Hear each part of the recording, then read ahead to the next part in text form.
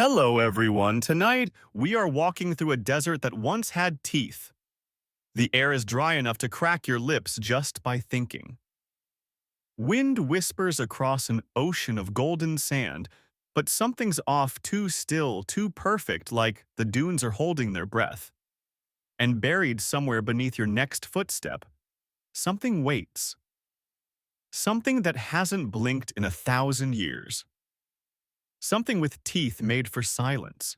You probably won't survive, but don't worry, the sand will cover your tracks within minutes, maybe even your memory. So, before you get comfortable, take a moment to like the video and subscribe, but only if you really like what I do here. And in the comments, tell me your location and local time. Let's see how far this strange little caravan stretches. Now, turn off the lights, maybe turn on the fan for some soothing noise, and let's get started tonight. You're shuffling through what looks like an endless, unbroken desert. Sand slips into your boots no matter how tight they were laced this morning. You glance around. No trees, no rivers, not even a sunburnt lizard darting between rocks. Just an illusion of motion in the dunes, which may or may not be a trick of the heat. But this was once a place full of jaws. Not metaphors, literal crocodile jaws. The Sahara wasn't always a desert. You've heard that before, probably in a classroom with bad lighting and worse air conditioning. But here's the strange thing. Some of the creatures from the wetter eras didn't leave when the rivers dried up. They waited.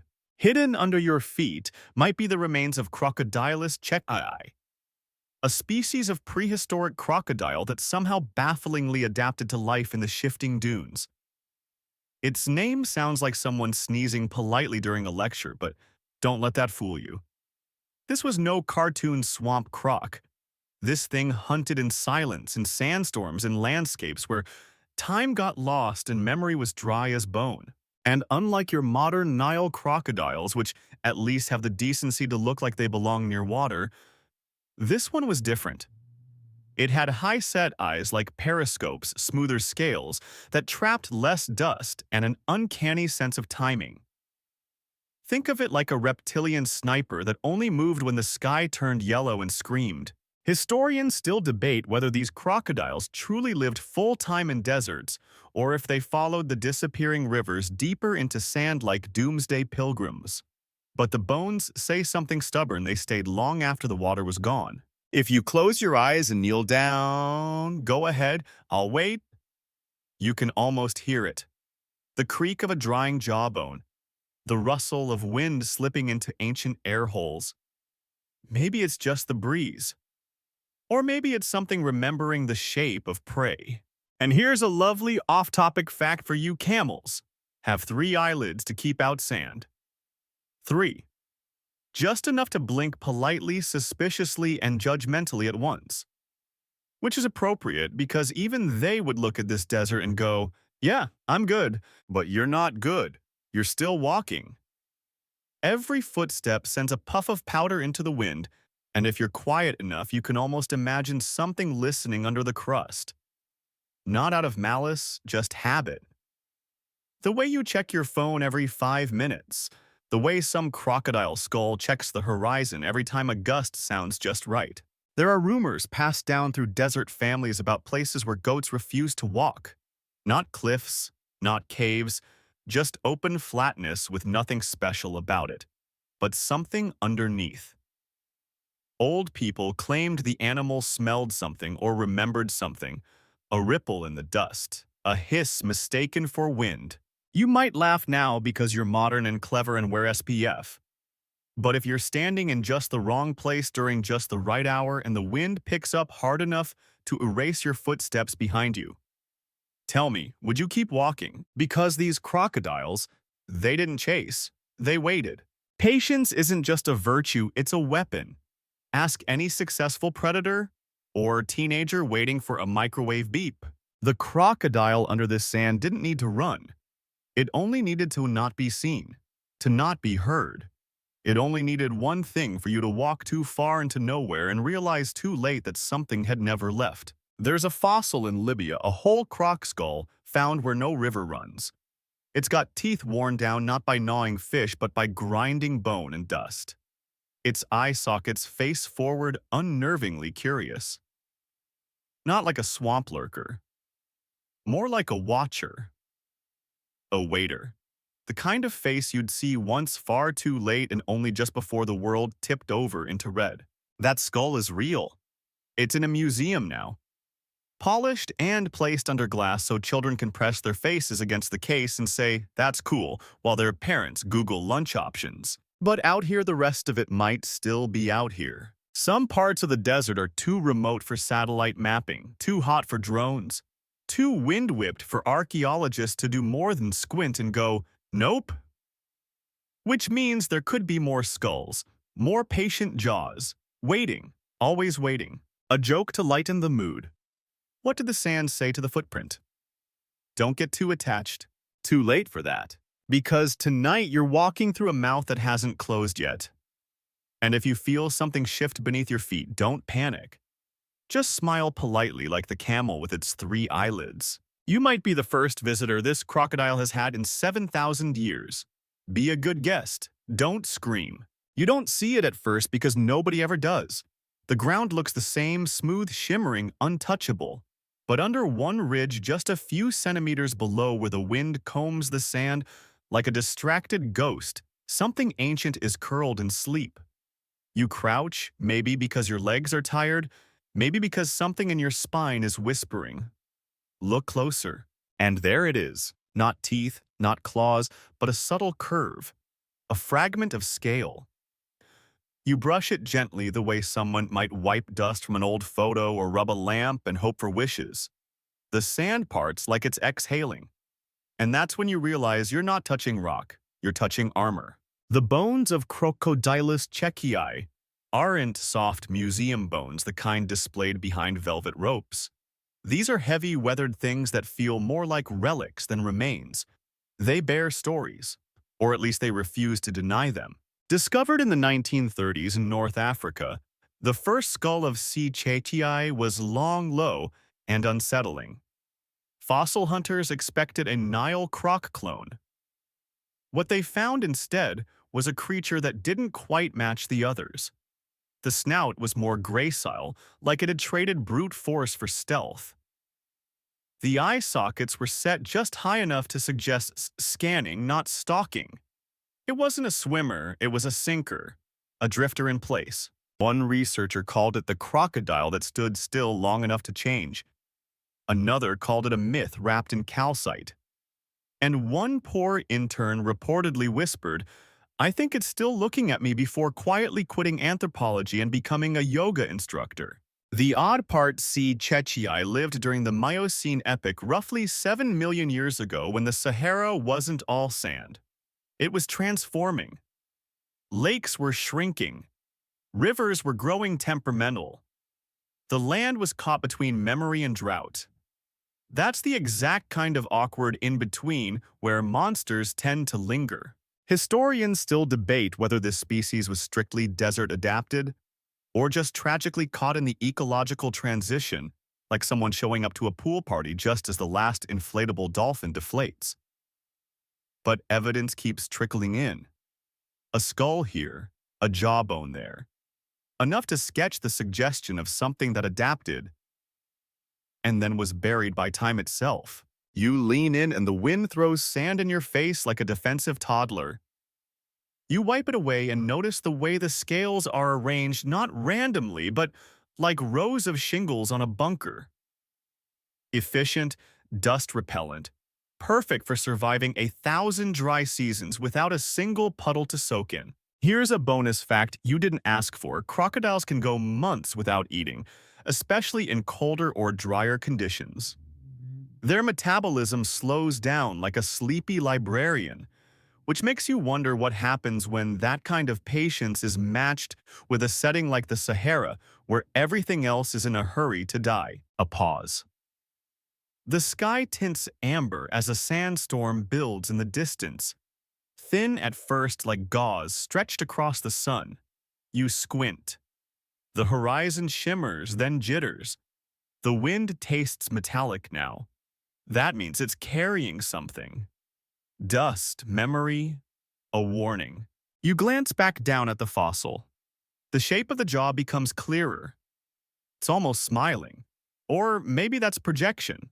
And then it hits you, this skull, this creature had to survive in a world where water was luck and luck was running out. It didn't rely on floods or migration. It relied on the one thing almost no other animal could weaponize: stillness. You start to see the rest of it in your mind. How it may have moved slowly through a drying marsh. How it might have sunk into the sand when the last pool became a mirage. How it might have waited for days beneath the surface, eyes just poking out like buttons on a buried coat. There's a preserved rib cage found near the Libya-Chad border that suggests death didn't come in a dramatic way. No signs of struggle, just burial. As if the creature lay down one day expecting to wake and instead became a rumor. Oddly, this fossil was positioned with its mouth open. Scientists propose it died mid-yawn, or mid-bite, or mid-breath. That's comforting. It means even crocodiles aren't immune to unfinished business. Now another breeze kicks up and drags the sand slightly. You see just enough to realize the skull you've been admiring isn't alone. A tail arc, a ridge of spine, maybe even a second skull facing the first, like they were arguing over who gets the next storm. And that's the kicker. Many fossil crocs in this region aren't isolated finds. They appear in loose clusters. Some think they died during droughts. Others think they stayed together like sunken ships in formation. Or maybe they were waiting together. Like a watchpost, a den. A congregation of nothingness and fangs. There's an old Tuareg tale about sand beasts that sleep beneath the dunes and dream of ancient rivers. They only wake, the story goes, when the sand becomes loud enough to drown out guilt. That's a strange line, right? Guilt. But it hits oddly well when you're looking down at something that survived the drying of the Earth's skin. A little joke before we move on. What do you call a crocodile who sells fossils? A croc dealer. Illegal and unfunny, but still, you stand. Brush the sand off your hands. Somewhere beneath you, more bones whisper. A vertebra shudders as if sighing. The wind sharpens. The desert doesn't want you here. Not in an angry way. In the same way your grandparents' attic doesn't want you poking around old trunks. Some things are kept buried for good reason, but others wait for the right person to find them. And you just brush the eyelid of a hunter who hasn't blinked in 7 million years. You feel it before you see it. The desert wind takes a strange turn, less a breeze now, more like a whisper you're not supposed to hear. It skips across the sand like a lazy secret. The sky begins to fold in on itself, graying not with cloud but with grit. It smells like stone being rubbed between fingers, like ancient books cracking open in protest. And this is when they woke. You wouldn't know it not right away. The storm hasn't fully arrived, but the crocodiles, the ones who mastered this landscape, recognized it long before you ever felt the first pinch of dust behind your ears. They didn't need to see it. They didn't need weather apps. They had eyes built for this, literally. Crocodylus Checchiai possessed orbital ridges that protruded just enough to shield the eyes from overhead glare, a built-in awning made of bone. Unlike their river-bound cousins, these desert crocodiles didn't peer up through murky water. They watched through smoke and grit. And while the sun blinded every other creature caught in the open, their vision held steady like an old TV set that refused to flicker no matter how hard you kicked it. Historians still debate whether these adaptations were evolutionary responses to sandstorms or mere coincidence. But when the sky begins to shake and visibility drops below 1 meter, coincidence doesn't sound that comforting. Let's play pretend. You're a small desert antelope.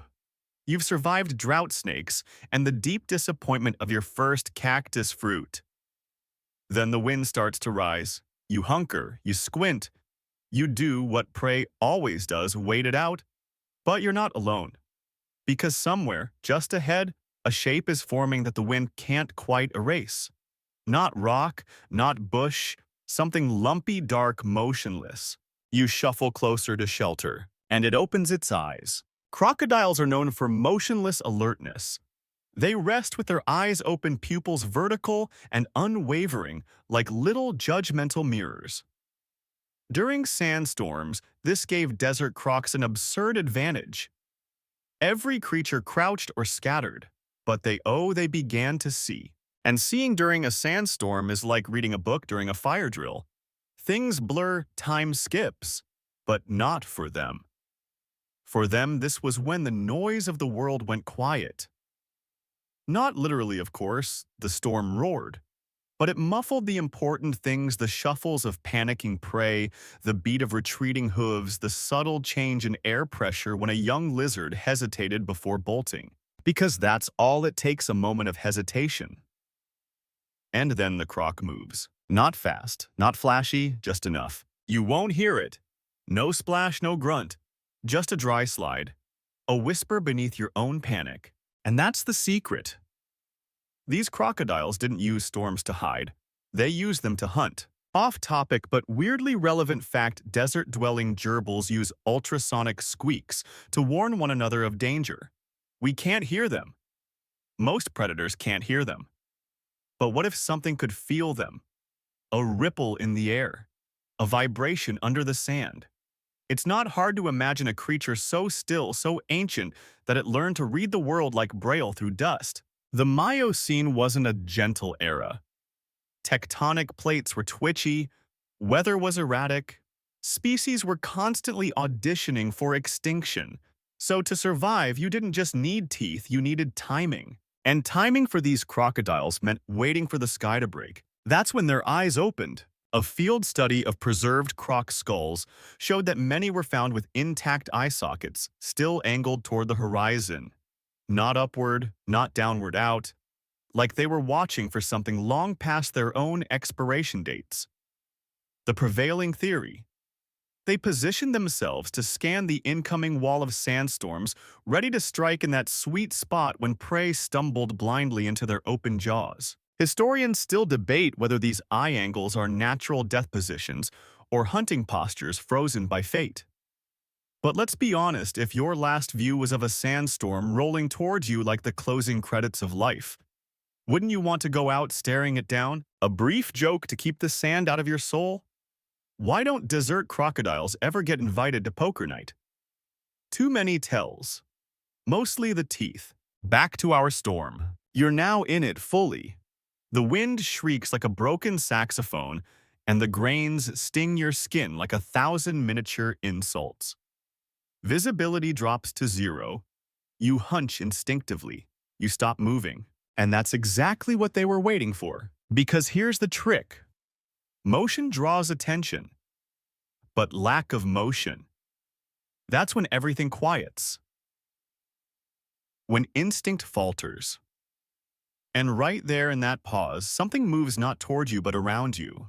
It knows you'll flinch. It knows your eyes will blink. It knows the wind will cover its trail before it even begins. There's a slab of desert rock near Got Libya with what looks like a smear of reptilian belly scales fossilized mid-scrape. It's not a full skeleton, just a trail, like someone dragged a sack of knives through flour. Scientists think it may have been a croc changing positions during a storm, shifting just enough to breathe better to angle its eyes toward the next ripple of movement. And when that prey passed, blind, overwhelmed, desperate, it vanished. Maybe not into teeth, maybe into sand. Because not every kill ends with bones. Sometimes it ends with confusion and a missing body and a new story added to the oral traditions of people who refuse to walk certain routes after windfall. You emerge from the imagined storm. Or maybe it was real. Your ears are still ringing. The horizon clears slightly. And you swear you see a shape sink slowly into a dune. Not diving, not scurrying, just slipping away like a thought you almost remembered. And now you know the crocodiles weren't afraid of sandstorms. They were waiting for them. The dunes are not just dunes anymore. After that storm, they feel layered. Like the whole desert has been rearranged slightly. Sand covering sand, yes, but also concealing choices. You look at the ripples, the new ridges, and you can't help but wonder how many of these are real and how many are shaped by something that moved below. You step carefully now. Not because you're afraid, okay, maybe a little, but because it's starting to feel like the ground is not entirely yours, as though someone or something already claimed the space you're borrowing with each footprint. Somewhere beneath hollow chambers stretch like fingers. Not caves, not dens, something older, straighter, smarter. There's a theory, one of those beautifully shaky ones that Crocodylus Checchiai and other prehistoric crocs dug shallow burrows in dry terrain, not just for cooling off but for surveillance. Shaded pits from which to watch and wait. Fossilized impressions have been found in eastern Libya and Chad that suggest more than just sleeping spots. They were launch points. Historians still debate whether these were natural indentations or active excavations, but the depth angle and the consistency of positioning toward prevailing wind patterns hint at intention, not instinct. Tactics. You imagine it now, a crocodile 20 feet long and sand-colored nose just at the lip of a shallow tunnel. Hidden from sight, shielded from heat and positioned upwind, perfectly aware of every breeze and every stray shuffle in the dust above. It didn't need to chase. It just needed the prey to get close enough for gravity and panic to do the rest.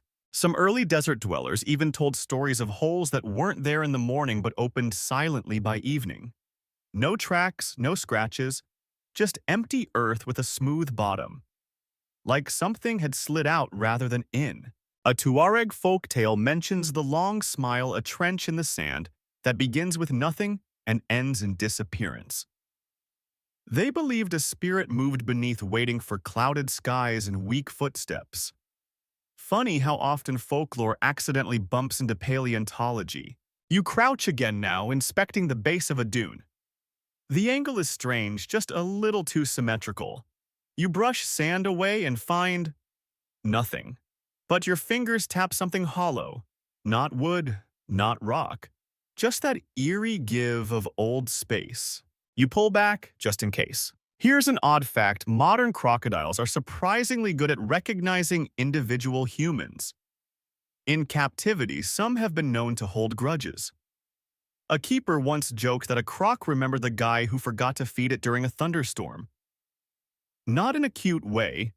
In a 3 years later, it still lunged only at him way. Now imagine that, but the memory lasts for centuries, and the keeper is a desert full of unmarked trails. You walk on, but the feeling lingers. You don't trust the ground? Oi, hound. Every soft patch could be a collapsed ceiling. Every firm patch might be hiding a mouth, and not just any mouth, one that knows to wait. There's an archaeological site not far from the ancient lake bed of Megachad, where researchers found what looked like the remnants of a burrow lined with hardened calcium traces, almost like a tunnel had once held a living body so still it left behind a crust of itself. No bones, just the shape, like a cast of a ghost. Historians still debate whether this was crocodilian or just a weird result of water flow and mineral buildup. But the shape matches the curve of a body coiled in ambush, a tunnel with a spine, a fossil without the bones. You step around a small depression that wasn't there an hour ago. Probably wind. Definitely wind, right? Let's lighten things before the creeping dread sets in too deep. A quick joke. Why don't desert crocodiles write memoirs? Because no one survives the first chapter. Ha, wheeze, okay. There's a theory, half poetic, half legitimate, that some ancient crocodiles use sand, the way cuttlefish use ink, not literally ejecting anything but stirring the surface with a sweep of the tail or body to create a visual distraction. Like a puff of static, just enough to make prey glance the wrong way. Imagine lying beneath a thin veil of sand, motionless for hours.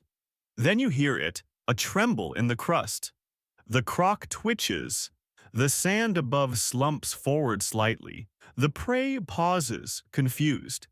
That pause is the last thing it does. You keep walking. Your shadow lengthens. The sun's returned, but it doesn't feel warm anymore, just clinical, like it's trying to spotlight something that refuses to be seen. And then it happens. You find a footprint, not yours, not animal, just odd. Too wide. Too shallow. Rounded edges that look less like a step and more like the imprint of a body resting. You brush beside it and find three more. Not a trail, a pattern. Like something had risen here, turned, and slid back under. Every print is paired with a slight depression beside it. A tail maybe, or a warning. If these crocodiles used tunnels, they likely relied on storms to hide the entrances. Afterward, the holes vanished. Sand smoothed over their sins. Every new storm reset the stage. You wonder how many are down there now fossilized, sleeping, or simply not yet ready to be found. And as you stand there tracing the shape with your boot, something inside you wonders if this one specific spot was chosen, not randomly, not instinctively, but centuries ago by a creature that knew how to read the wind better than any meteorologist alive. You stop walking. There's no real reason. Your legs aren't tired, your water pouch isn't empty, and the sun, while still rude, isn't quite at full tantrum today. But something inside you murmurs, pause here. Like you've stepped onto a stage and someone else is already delivering a monologue underground. The sand is smooth. Too smooth. It should be riddled with insect trails, rodent hops, the little chaos of a living desert. But this patch? It's blank. And that's when the idea hits you. There are no tracks here because the storm erased them. All of them. Yours, theirs, everything. And for the crocodile that once watched this world, that was the signal to begin. Imagine it a creature that waits not for footsteps, but for the moment after footsteps are gone. A hunter that doesn't chase prey, but waits for the prey to lose its own trail. That's a whole different kind of predator. Not one that pounces, but one that returns only when no one can say where it came from. Historians still debate whether such behavior could evolve without water-driven movement cues. Most crocs use ripples and vibrations to time their lunges. But what if sandstorms, with their chaotic erasure of sound and sign, created a new form of environmental camouflage? One that not only hides the predator but makes its very existence seem unlikely. This idea that something might use nature's delete key as part of its hunt is disturbing, because that means the storm isn't just weather, it's strategy. Here's a fun and entirely unnecessary off-topic fact. The human nose can detect petrichor Earth's after-rain scent at concentrations as low as 5 parts per trillion. We're sensitive to the return of water. But imagine a creature just as sensitive to its removal. You glance around. Your own trail is fading now, being gently swallowed by the restless breeze, not even aggressively, just casually, like sand shrugging off a responsibility. You're not leaving footprints. You're being unmade in reverse. You bend down, press your palm into the surface, and lift it slowly. Already the print is melting into something shapeless. If someone were watching you from a distance, they wouldn't know where you came from, just like a desert crocodile might want it. There's an old belief among Saharan traders that after certain storms, people go missing. Not stolen, not eaten, just forgotten. Their packs are fine, their camels return, but the travelers are erased. One story describes a man who left his footprints across the salt flats in the morning, then circled back and found nothing behind him. He sat down in confusion and was never seen again. We can laugh. Nervously. Here's your joke to catch your breath. What do you call a croc's calendar during sandstorm season? A waitlist. But beneath the chuckle, you feel the tension of that truth. This isn't just about hunting. It's about memory. Because a crocodile that waits for a storm to erase evidence isn't just a predator. It's a ghost. It leaves no sign it was ever there. No drag marks, no bite trails, no blood. Just one less creature in the world and one more mouthful in the sand. There's a fossil field west of Fashi, Niger, where a cluster of bones from various prey species, gazelle, ancient rodents, and something with hoof-like feet were found in what appeared to be a shallow bowl. No sign of struggle.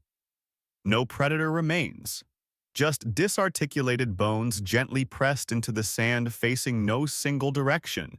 Some were polished smooth. Researchers think this may have been a feeding station of some kind, but there are no claw marks, No teeth patterns consistent with cats, hyenas, or even birds. One theory whispered at conferences, laughed at in bars, is that it was a crocodilian cache. Not buried, just visited during storms. A kill site that vanished each time the wind changed. You stare out again. The wind is rising slightly. A gust clips your hood and throws grit into your mouth like it's seasoning your thoughts. Suddenly, you remember how crocs launch themselves in water. Not with legs, but with tail-driven thrust. Now imagine that beneath sand, not leaping high, but surging forward sideways like a trapdoor hinge snapping open. A sandstorm doesn't just erase what was, it creates the illusion of never having been. And you realize now maybe the crocodiles knew that. Maybe they didn't just tolerate the storms. Maybe they learned from them.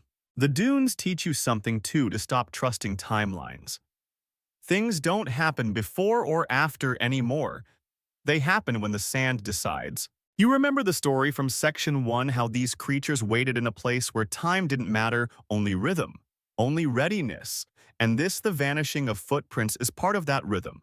It's the inhale before the lunge. You stand up, turn in a slow circle. No tracks behind you, no tracks ahead. Just you, the wind, and maybe a shape half sunken 100 paces away. Maybe a rock. Maybe a joke the Earth's been telling for 7 million years. It isn't easy to believe in something you can't see, especially when the thing you're trying to believe in is an ancient sand-colored crocodile with a pathological fondness for waiting. You want monsters to be dramatic, screaming, roaring, stomping, not silent, not motionless, not patient. But that's the thing about Crocodylus Checchiai. It was patient in a way that didn't even feel like hunting. It felt like a mood, like a thought that settled into the dirt and stayed there. It didn't chase. It let the world come to it limping blind and unprepared. And if that doesn't scare you, well, you're either braver than most or haven't fully accepted how much of life is spent being watched without knowing. There's a philosophy buried in that, quite literally. The idea that survival doesn't belong to the fastest or the strongest, but to the most still, the one that can let 1,000 things pass it by and only respond to the one that matters. Modern-day crocodiles still do this. You've probably seen the videos one lying completely motionless at the river's edge while zebras drink, and drink, and drink, and then one step too far. No roar, no warning. Just a sudden blur and a splash, and nature says, oops. Desert crocodiles had a no splash, but they had the same rules. Here's the thing. No one talks about enough. It takes effort to not move. To hold yourself in place for hours, days, even weeks. You've tried sitting through a long meeting without twitching. Now imagine doing that with dry eyes, a dusty mouth, and nothing but grit for company, and still being ready to launch in under a second. Historians still debate whether C. Checchiai was an active predator or an opportunistic one. The fossil record's too incomplete to be sure. But the structure of the skull suggests heavy jaw musculature. That means quick pressure, that means ambush. That means your only warning might have been a soft exhale in the sand before your world flipped upside down. Let's take a brief joke detour. Why did the desert croc fail its stand-up comedy routine? Because it paused for too long after the punchline. Classic. But in that pause is the secret. Patience. Like we said, isn't just a virtue, it's a weapon. Most predators get anxious. They pace, they strike too early, they give themselves away. But this one could wait out the storm, literally. A study in environmental behavior patterns noted that sandstorms didn't just reduce visibility, they also muffled sound, lowered air pressure, and disrupted normal animal behavior. The whole ecosystem panicked, except for the thing designed to benefit from that panic. You've heard of foxes using snowstorms to sneak up on prey, owls timing their swoops with wind gusts, but nothing compares to a reptile that decides now is the perfect time to rise from its shallow grave. Imagine you're a small mammal. You're running from the wind ears full of static nose clogged with dust. You trip, you roll, you land in a shallow basin. Just ahead, barely visible through the swirling haze, is what looks like a buried log. You crawl toward it, desperate for shelter. You never make it, because the log wasn't a log. And the sand around it wasn't undisturbed, it was trained. This behavior, the slow rise, the sudden strike, the reset isn't unique to crocodiles. But in the desert, it becomes art. The animal doesn't leave marks, it doesn't linger, it doesn't even celebrate, it just sinks back in. We know this because of a particularly chilling find in Algeria. A fossilized partial skeleton of sea Checchiai found beneath the bones of two smaller creatures. It was as if the croc died while feeding, or perhaps shortly after. Maybe it waited too long. Maybe the storm turned while it chewed. And that's where the story gets stranger. The two smaller skeletons showed no signs of trauma. No broken bones. No punctures. So how'd they die? Suffocation.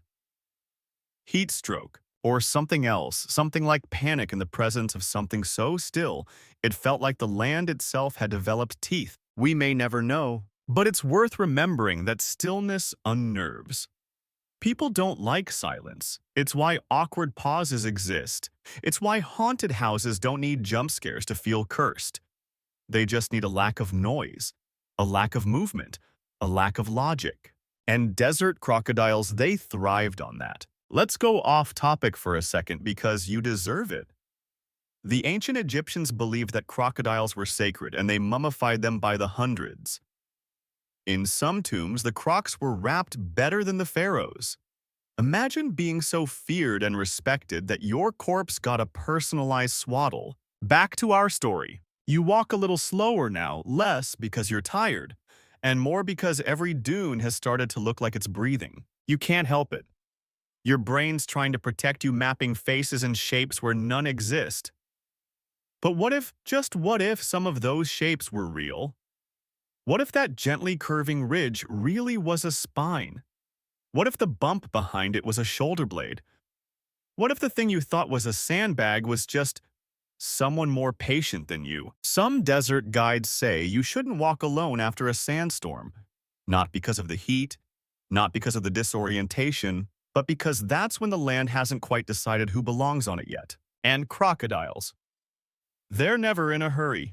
Because when you're buried in sand and time, everything eventually comes close enough. You see it too late. That's how these things go, isn't it? You step down thinking it's just another chunk of stone or a half-buried ridge, and then it shifts just slightly, just enough to make your skin forget how to belong to your body. Not violently, not with drama, just deliberately. Something beneath you isn't asleep anymore. It always starts the same way in the stories: a traveler, a herder, a kid too curious for their own shadow, walks over a dune they've walked 100 times before. The sky is quiet, the sun is sharp, and there's not a whisper of danger. But the sand is strange, too warm, too flat, too still. And then the ground moves. Not like an earthquake. No, this is personal. Targeted. Like a muscle flexing under skin, a ripple that starts behind your heel and ends in your chest. And by then you've already stepped on it. They used to say the desert had snakes so big you could ride them if they let you. But in one village near the Tibesti Mountains, the tale goes differently. There they speak of the dune that bit back. A smooth hill just outside the grazing zone that animals avoided, though no one knew why. Until one day, a goat wandered too close and vanished mid-bleat. Just a single yelp, a twitch of dust, and then silence. No blood, no bones, just gone. Historians still debate whether this was inspired by real crocodilian ambush behavior or simply an old folk tale designed to keep kids close to the tent. But in 1964, an Italian team unearthed a sea Checchiai skull just meters from the site where the legend originated. Coincidence? Maybe, but coincidence sure walks like a clue. The funny thing about ambush predators is that they don't even look like predators half the time. They look like nothing. Rocks, roots, lost furniture. You ever see a crocodile before it moves? Of course you haven't. That's the point. Their camouflage isn't visual, it's psychological. It's built on your assumption that nothing can kill you from under a flat piece of earth. They use your own doubt like seasoning. Off topic. Here's something weird. Some desert-dwelling insects like antlions build little pits that collapse when prey walks in. They don't chase. They just let gravity handle it, which is fine if you weigh 10 milligrams. Less fun when the pit is the size of your front porch and the thing at the bottom has teeth longer than your fingers. You're thinking about this now because you just stepped on a lump that didn't feel like sand. It gave slightly. Elastic, like packed muscle under a warm blanket. You freeze. Something shifts again, subtler this time. A sigh beneath your heel. You hear your pulse not in your ears but in your knees. Your breath catches not because you're out of air, but because some part of you knows that breathing is how it finds you. You slowly lift your foot. The lump doesn't move, not yet. The sand around it seems to tremble just a little like an exhale that doesn't want to be noticed. And then you swear on your last granola bar you see the outline of a jaw. Barely. Not the sharp edge of teeth, but the smoother bulge behind it. The masset, or the hinge, the storage room for destruction. And here's the worst part, it's smiling. Or maybe not. Maybe your mind is forcing patterns. That happens. It's called pareidolia, the tendency to see faces where there are none.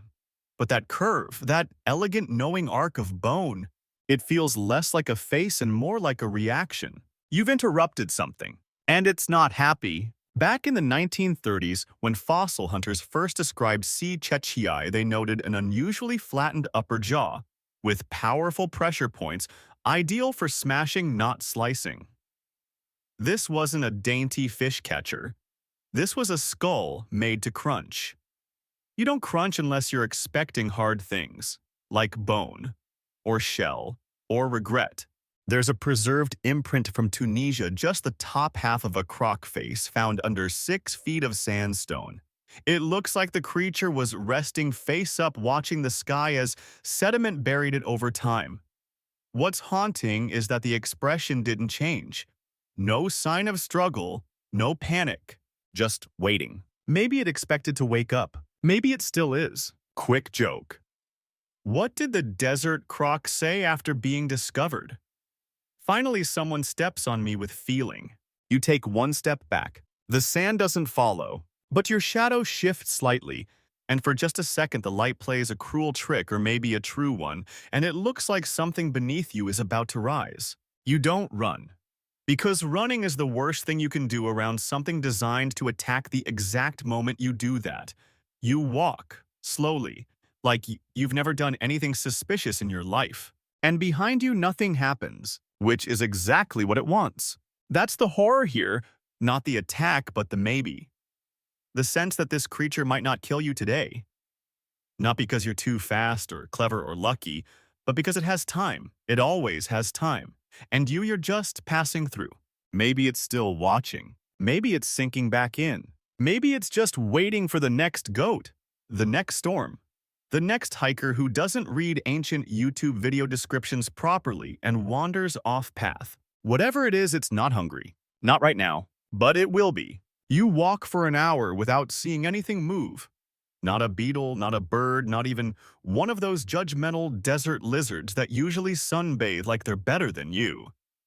The silence is weirdly complete, like someone took all the background noise out of your reality. And then you see them. The bones, not scattered, not shattered, just arranged. A gentle slope leads to what looks like a forgotten riverbed, or maybe the memory of one. And right at the edge, half buried in the sand like a lazy line of punctuation, lie a row of ancient croc skeletons. And here's what makes your stomach do the cha-cha. They're all facing the same way. Every skull, every spine, aligned. Like a row of sentries frozen mid-watch. That's not normal.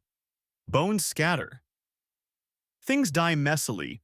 Vultures rearrange leftovers, storms flip rib cages. But this looks like positioning, like they were all watching something, or waiting for it. Historians still debate whether this eerie alignment is a fluke of topography, a fluvial effect from when the Sahara still had wet tantrums.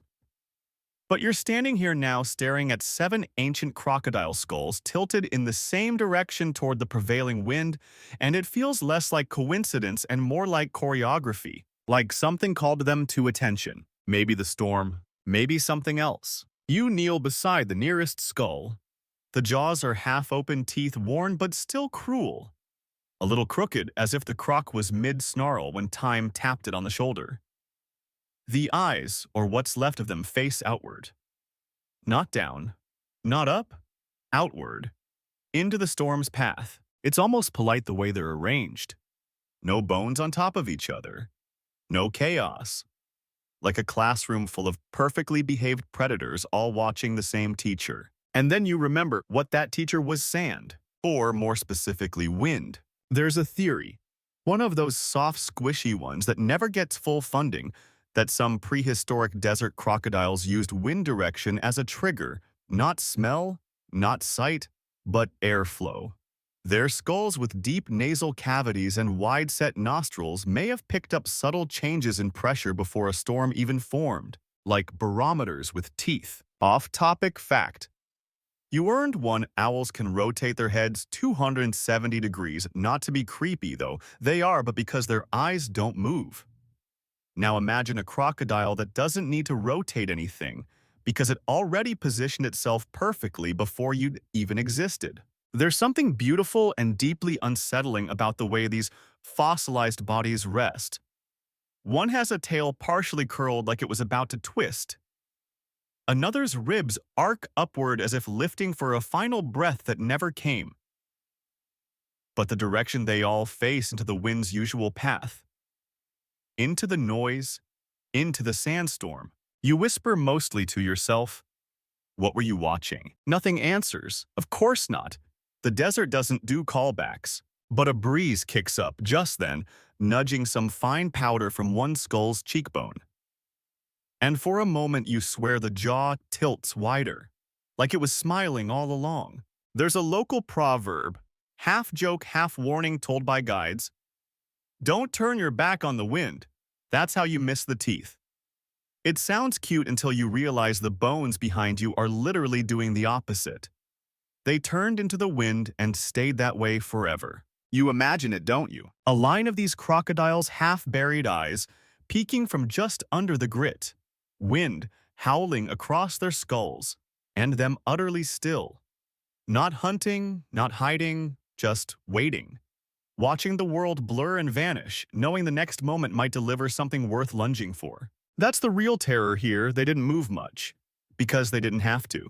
One fossil in this same region was found with a pebble lodged in the nostril, a wind-carried stone likely deposited post-mortem. But the rest of the skull was untouched, pristine. That's how still it had been when the storm hit. No flailing, no scuffle, just waiting too long. You sit now. You weren't planning to. But there's something about this place that demands a pause. These aren't just fossils, they're witnesses. And you start to wonder, what if they weren't just watching prey? What if they were watching the sky? Because every creature has a predator. Even crocodiles. Not in the tooth and claw sense, maybe, but in the long game. In the way time hunts you. In the way climate changes the rules before you finish learning them. Historians still debate whether this species survived into the time of early humans. No one's found clear overlap yet, but wouldn't that be something? To think we might have shared the Sahara with creatures so still, we never noticed we were being watched. Let's ease up before the existential dread sinks in too deep. Here's a dumb joke. What's a desert crocodile's favorite movie? Still, Fast, Never, Furious. Okay, fine. Back to the bones. You notice something now small but odd. Every skull in this row has a slight tilt to one side. Not a lot, just a few degrees. But always the same side, to the left. You lean down. Try to match the angle. When you look from their perspective, your own shadow stretches long across the dunes, and you see what they saw. The storm, or the absence of it. The direction prey would flee from. The blind spot. The moment of hesitation.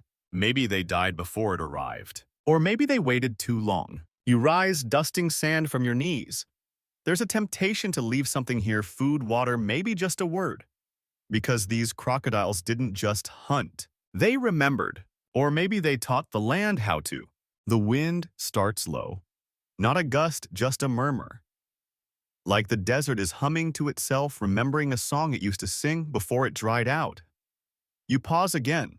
Not because you're afraid you are, but because it's the kind of quiet you recognize from documentaries right before something goes horribly, gorgeously wrong.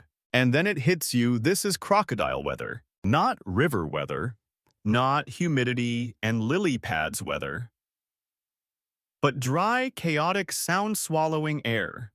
The kind that confuses prey, scatters scent trails, and makes everything sound like it's happening from inside a sealed jar. Welcome to the absence of sound. This is what Crocodylus Checchiai lived for. We talk a lot about vision and camouflage, but sound is survival's secret language. And in a sandstorm, all of that goes sideways. Predators that rely on acute hearing gone deaf. Prey that depend on alert calls muffled. Your own breathing. It becomes a roar inside your skull, and that's when the crocodile moves. Historians still debate whether this species hunted primarily during storms or simply tolerated them better than others. But the structural evidence in their skulls, narrow ear openings, deep inner chambers, suggests a design that was less about detecting sound and more about ignoring it. Soundproof predators. That means they weren't thrown off by chaos. They thrived in it. You try walking a few steps now. Your boots crunch, but you barely hear them. The wind has set up shop in your ears, hissing like a radio that's lost its station. That's when the fear hits differently. Not what if something hears me, but what if something doesn't need to hear me? Because sound isn't just for hunting, it's for warning. It's what prey use to tell each other, run now. Hide here, look out. But if the storm erases those cues, if panic becomes a whisper, you start to understand why a crocodile might sit still for 2 days just to strike in 5 seconds. A pause for a morbid snack. In 2002, researchers discovered a fossilized lizard skeleton embedded in what looked like a rapid death sand layer. No scavenging, no post-mortem damage. A single crush mark across the ribs. The angle too high for any cat. Too wide for a bird, but just right for a croc. No swamp nearby, just wind-blown dunes and silence. You crouch again, not because you saw anything, but because you didn't, and that's becoming a pattern. You begin to think of sound as a kind of rope, a tether to everything that's not waiting to eat you.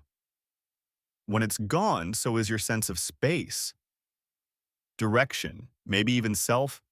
And in that disorientation, that's when the croc appears.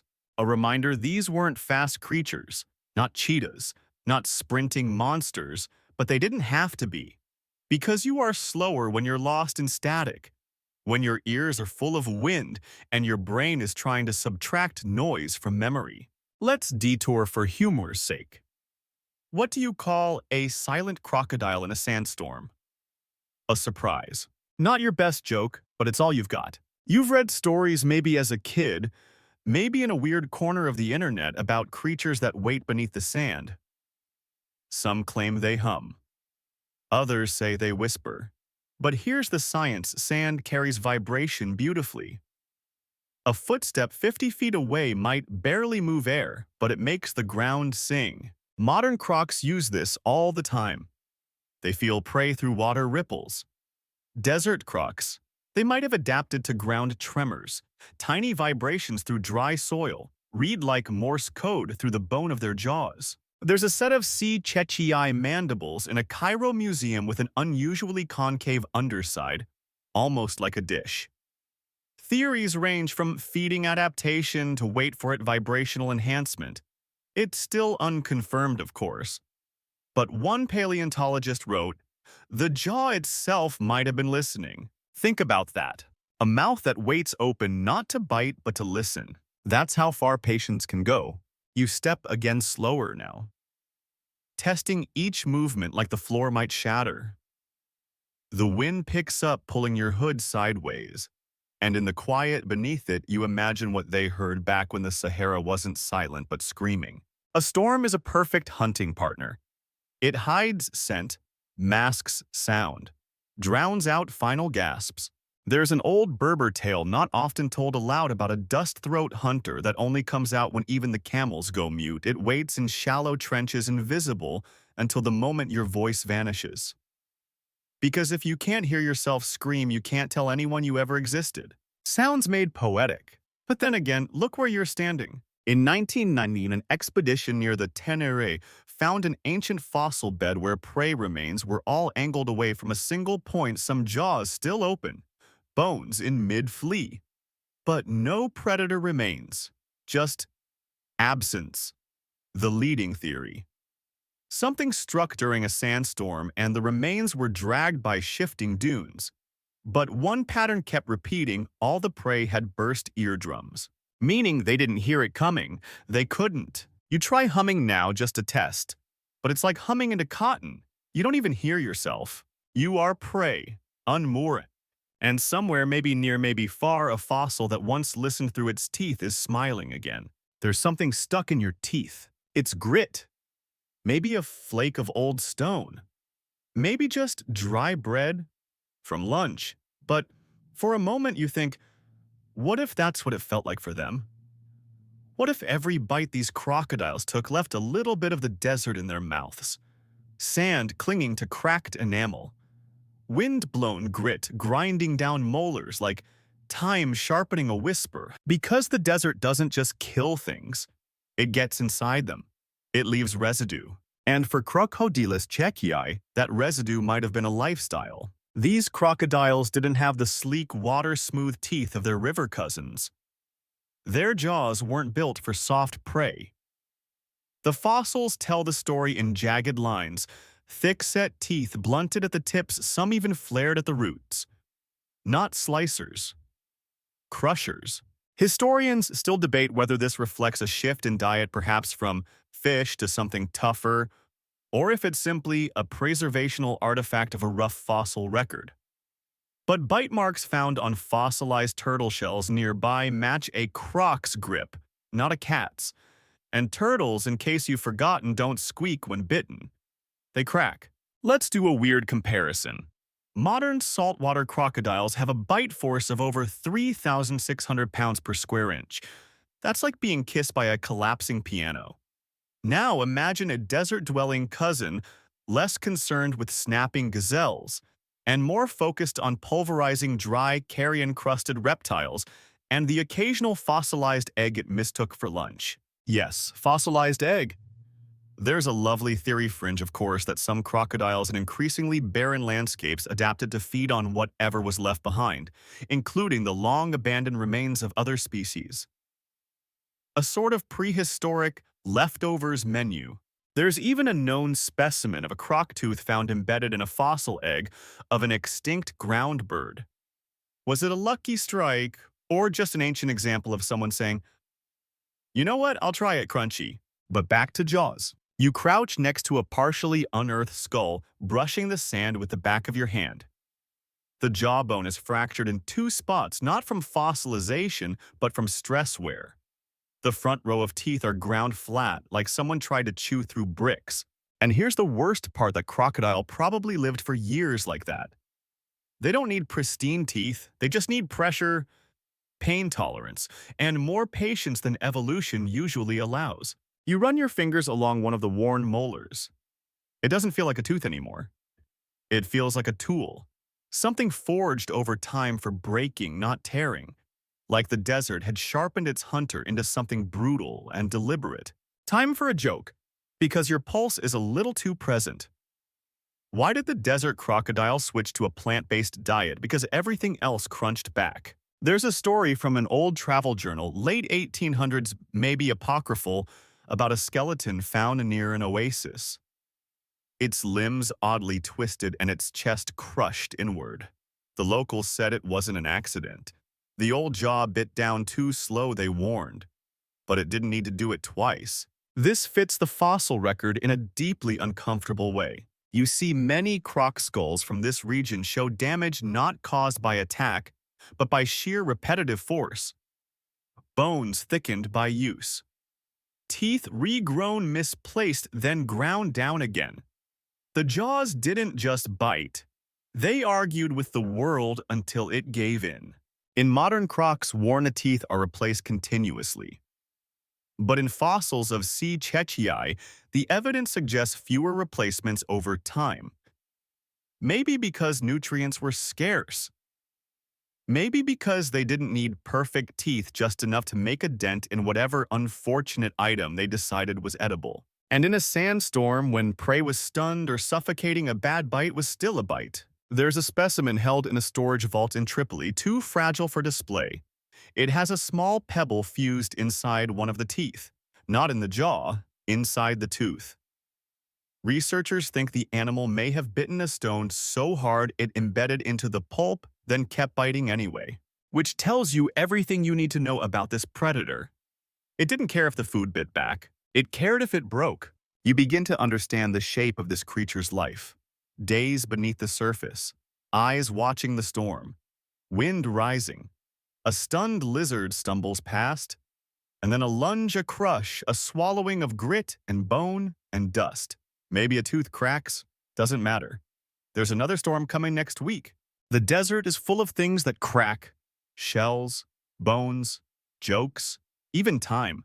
And the crocodile somehow was ready for all of it. You take a slow breath, your mouth feels dry. Grit on your tongue. And for a moment, you know what it feels like to smile with sand in your teeth. You don't belong here, but it does. You see it by accident. Just a glint, a shimmer of something half-curved and out of place on the edge of a slope. You think it's a rock at first, then a fossil, then maybe a trick of the heat, but you walk closer not because you're curious, but because something about it feels unfinished. Half buried in the side of a dune is a crocodile. Well, was. Most of it is still there, the back half anyway. Tailbones curving like a question that never got answered. Hips tilted mid-turn. Even the hind legs powerful and stocky, frozen, in a position that reads less like sleep and more like hesitation. But the front half? It's gone. Or not visible. Or maybe worse, it never made it fully out. Because this is the one that waited too long. And now it's part of the desert's exhale. Historians still debate whether this fossil is a natural burial or a mid-hunt entrapment, but the position is too strange, too active.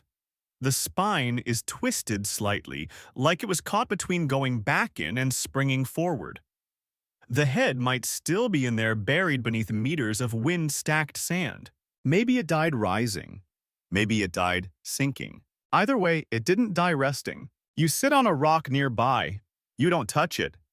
It feels wrong, like interrupting a sentence that hasn't ended in 7 million years. The bones catch the sun oddly almost polished, like the sand has been brushing them gently for millennia. There's something tragic about this one. The others looked peaceful, waiting. This one looks like it made a decision and paid for it. And here's the thing, it wasn't wrong to wait. It was just unlucky. Sometimes the storm doesn't leave a survivor. Sometimes it covers everyone. Here's an odd fact for your collection. Certain desert scorpions freeze completely during windstorms, not from cold but from instinct. They just stop being alive for a little while. Then when it passes, they twitch back into the world like nothing happened. But this crocodile, no twitching. The ribs are flared as if mid-breath. The spine twists slightly like it was reacting to sound or losing it. Maybe the pressure dropped too fast. Maybe the prey passed just out of range. Maybe the wind shifted and the scent trail vanished. And then, nothing. It waited too long, 1 second past perfect. Predators don't often get sympathy. But you can't help it with this one. The position alone tells a story. You lean forward just enough to see the edge of a forelimb claw poking from the sand. Mid-scrape, mid-dig, mid-trying. It was going back under. It almost made it. Let's step away from the sadness with a bit of absurdity. Why did the desert croc bring a stopwatch to dinner? Because timing is everything. Joke aside, timing really was the whole thing. Checchiai wasn't designed to fight. It didn't roar. It didn't chase it, didn't overpower. It waited. And when the moment came, it acted with just enough force to vanish back into the sand like a secret. But that means the moment had to be perfect. One misjudged step, one shifted wind, one extra heartbeat, and it was over. There's a term in paleontology, death pose, often found in dinosaur skeletons, arched spines, flared ribs, necks pulled back as if in agony. But this isn't a death pose. It's a decision pose, caught between two instincts, lunge or vanish. And the desert said neither. There's a theory, barely peer-reviewed but poetic, that these crocs may have had rhythms, not just seasonal but storm-based. That they felt sandstorms coming before they formed. That their bodies knew the tempo of the wind better than any weather satellite. So what happens when the rhythm skips? What happens when your final move is one beat off? You end up here, half in, half out, a fossil in mid-thought. And now you're the one staring at it. The one this fossil might have watched just before the wind turned fatal. Because these predators weren't just hunters, they were interpreters. Of wind, of silence, of footsteps and instinct in sand. And this one, it got it wrong. But not by much. Maybe it was distracted. Maybe the prey moved too fast. Maybe it thought it had time. You feel that, don't you? That low hum of almost making it. Of being smart enough, strong enough, still enough, but not timed enough. That's the real horror here. Not failure, not death, but the nearness of success. This crocodile did everything right until the very last second. You take a photo, not because it'll turn out well. Sandstorms aren't kind to lenses, but because you want to remember the shape of almost. The desert doesn't mourn. It just folds things back in. But you can mourn. For a jaw that never snapped. For eyes that never got the chance to open. For a plan that almost worked. You don't expect the sound. You're walking along the base of a dune, gentle, whispery, smooth, and you hear it. A low thum, not loud, not sharp. Just a single pulse, like someone dropped a stone inside a giant clay drum far beneath your feet. You stop. It doesn't repeat. At first, then a few steps later, thum. Again, quieter, or farther. You crouch, press your palm to the ground. It vibrates barely. Like the earth just remembered a memory and tried to hum it under its breath. You don't believe in ghosts. But the desert does. There are stories old whispered often after dark about bones that echo. Not bones you can see. Bones below. Bones that shift subtly, groan in the heat, or whisper at night when no one's walking. Tribes crossing the Sahara once marked certain dunes as never-sleep places, not because of danger, but because of noise. Bones that echo like drums. The legends vary. Some say it's the wind whistling through buried ribs. Others say it's the ground adjusting, reshaping. But some, especially the older stories, say the sounds are intentional, made by things that remember. You step again softly. Nothing. Then shift your weight, and there it is, thum. The sound has no direction. It's not left or right, it's under. A soft thud, low and deep, almost wet, almost like a heartbeat slowed by 7 million years. You turn to look behind you, just your footprints, and wind brushing them away like an impatient editor. Here's a fun and wildly off-topic fact to steady your nerves. Archaeologists once found a 9,000-year-old flute in a Turkish cave. Still playable, still in tune. The past doesn't just speak, it plays. So maybe these crocodile bones. Maybe they play too. Historians still debate whether sub-dune vibrations are geological phenomena or the shifting of partially buried fossils responding to temperature changes. But what if both are true? What if the bones are the geology now? There's a site near the ancient Wadi al-Hayat where fossil croc vertebrae were discovered perfectly stacked in a natural trench. Local guides claim that after sunset, you can hear 3 taps if you walk over them. Tap, tap, tap, like a tail. Or a warning. Of course, science calls this thermal settling, but your bones call it a pattern. You kneel again. Brush sand from a shallow depression. Beneath it, the edge of a bone. Long, smooth. You tap it gently. It doesn't ring like metal, it doesn't rattle like stone, but it responds. A faint reverberation. The sound goes somewhere. And that's when it hits you. This isn't sound, it's memory. These bones weren't buried. They settled, chose to rest here, chose to echo. Like seismographs from a time before time. One theory, just a whisper among paleontologists, is that some fossil beds shift in rhythm with the wind. Not every day, just after major storms. The pattern. Every third gust a tiny slump, a tilt, a pulse. They call it the breathing fossil effect. A poetic name for a phenomenon no one can quite explain. You take another step. Thum, is it following you? You laugh nervously. Joke time. Why did the desert croc start a band? Because it had natural percussion. The truth is, you're not sure if the sound is real. Maybe it's hunger. Maybe heat stroke. Maybe your ears are filling in gaps because the world's too quiet. But maybe, just maybe, it's the past trying to speak. The sound isn't frightening, not exactly. It's slow, steady, gentle. Like a lullaby played on a jawbone xylophone. You imagine the crocodile that once owned these bones. Resting beneath the sand, feeling the footsteps of gazelles above. Timing the vibrations, interpreting silence, waiting for one footstep too close. Then strike. Now, the bones are still here, but the hunt is over. The bones don't leap anymore.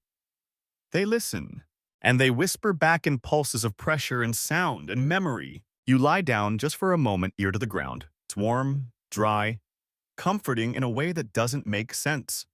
You close your eyes. Thum. You smile. Because maybe the bones aren't warning you. Maybe they're just saying hello. It's the eyes that get you. You're walking a ridgeline, careful now. Every dune could be a lie. Every shadow a suggestion, and then you see it. A skull, half exposed. Bleached, wide, ancient, familiar almost, but the eye sockets, they're angled up. Not forward like most crocs, not sideways. Up, like something that wasn't watching prey or territory or even danger, but the sky. You stop walking. This one hasn't been disturbed. The sand has cocooned it just so, framing the face like a photo nobody took. You crouch, brush the top gently, fingers tracing the orbital bone. The socket tilts just enough to catch the light, and for a second it feels like it's looking past you. Historians still debate whether this positioning is deliberate or coincidental, just the result of wind-tilted burial. But this isn't the only one. A handful of skulls across the Sahara show the same angle. Staring skyward, like they were waiting not for prey but for something else. Storms, rain, a reason. One paleontologist even dared suggest that Crocodylus Checchiai may have had sky-sensitive behavior. That it timed its movement not by temperature or scent but by sky changes. Pressure, cloud pattern, horizon shift. Another scientist immediately called that idea a romantic fantasy. But you're standing here now and the skull's gaze has not wavered in 7 million years. So who's romantic now? You try something ridiculous. You lie down flat next to the skull, your head beside its head. You match the angle. And that's when you see what it sees. The vast curve of the sky. Blue stained with dust. A circling hawk. Cloudless, endless, cruel. The sun high and grinning like it knows something you don't. And it hits you, this croc was not just a hunter. It was a watcher. A seer of sky and storm. Let's detour gently. In many ancient cultures, reptiles were seen as spiritual bridges. Creatures that linked water to earth, death to life, sun to soil. In Egypt, the crocodile god Sobek ruled fertility and war. Because what is more fertile or more violent than patience paired with teeth? You glance sideways. The jaw is open just a crack, enough to catch rain, or blood, or stories. Here's a strange and beautiful fact. Some crocodiles today will lie mouth open for hours, not hunting, just regulating temperature. But the exact angle of that gape, it varies based on wind direction. Somehow the jaw becomes a thermometer, a wind vane, a weather map in flesh. Now take that idea, add millions of years, remove the river, add sand, and what you're left with is this. A creature that lay still, mouth tilted, eyes skyward.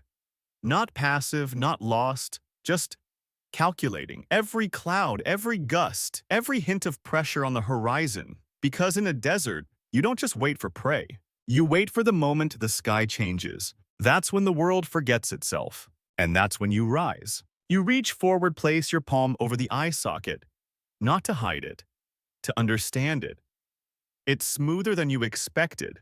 Wide, deep, still sharp at the edge. And for the briefest flicker of imagination, you wonder, did it see you first? The wind picks up, not hard, just enough to nudge some dust into the hollow of its throat. It doesn't cough, but it could. You speak aloud before you can stop yourself. What were you looking at? The croc says nothing, because it's dead, because it's fossilized, because that's not how any of this works, but also because it doesn't need to speak. It's still looking, not at you, not at now, but at what's coming. You sit up slowly. The world feels quieter now. Not eerily so, more like something is taking a deep breath beneath the crust. There's an old belief among the Saharan nomads that some animals remember the sky differently than humans do. They don't look at it. They interpret it, like a language made of light and heat and color. And some say crocodiles were the last creatures to speak that language before the rivers dried up.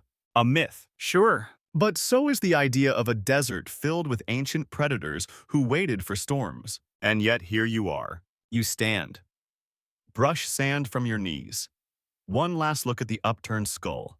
You don't want to leave it. Not because it's sad, but because it still feels present. You back away slowly. It watches the sky. And maybe, just maybe, you do too. You've heard the stories.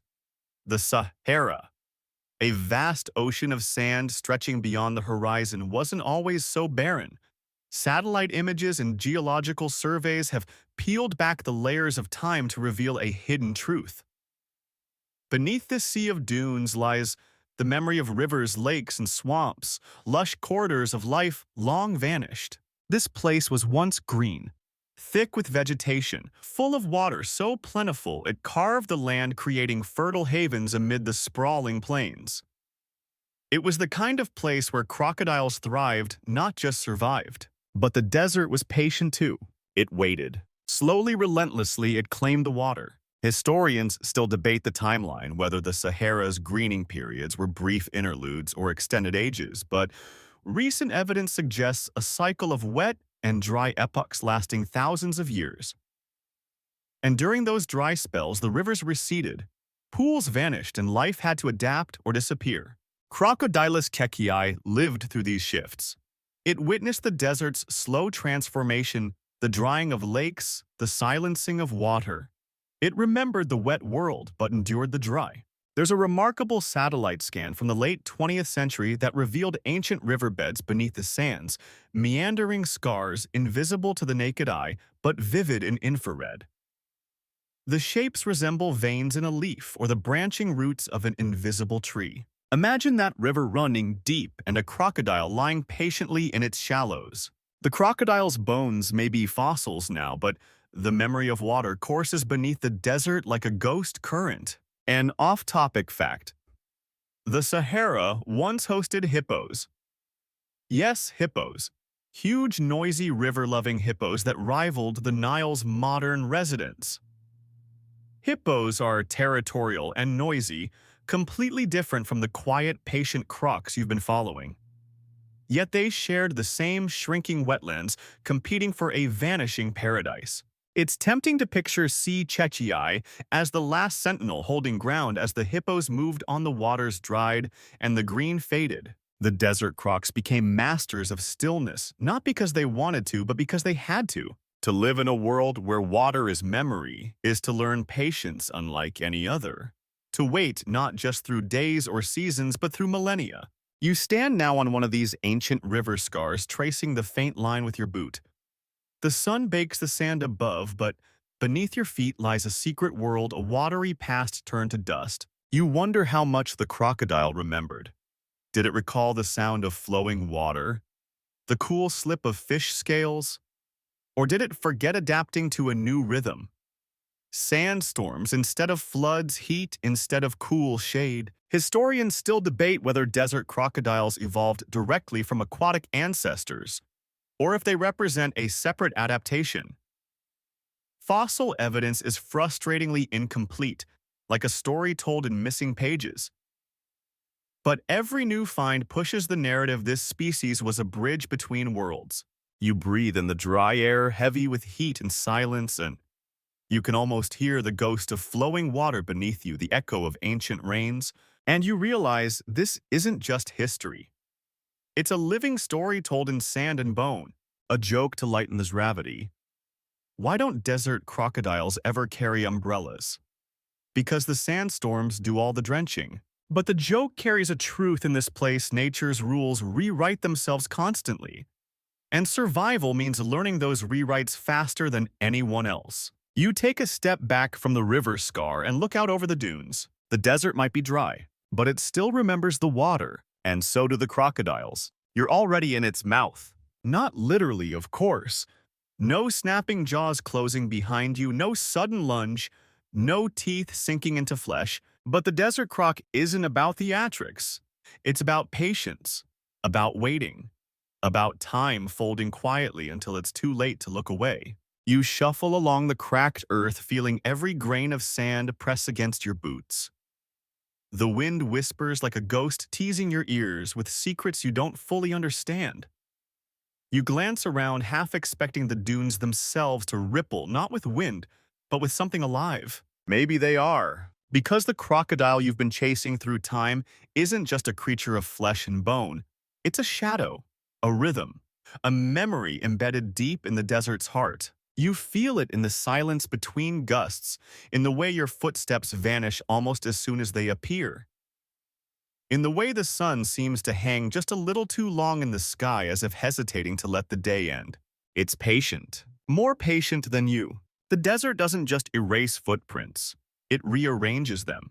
It folds history back into itself, weaving stories into the sand and stitching silence between the grains. And somewhere beneath that silence, beneath the dunes, you walk without knowing. The crocodile waits, waiting for the next storm, waiting for the next moment when the world forgets, waiting to open its ancient jaws and remind time who's really in charge. You stop, breathe deeply.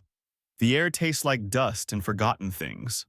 The wind cools your neck, soft as a whisper. You close your eyes, and for a moment, you're not just a visitor here. You're part of the waiting, the watching, the endless pulse beneath the sand. Remember this: the desert croc isn't gone. It's waiting, and so are you.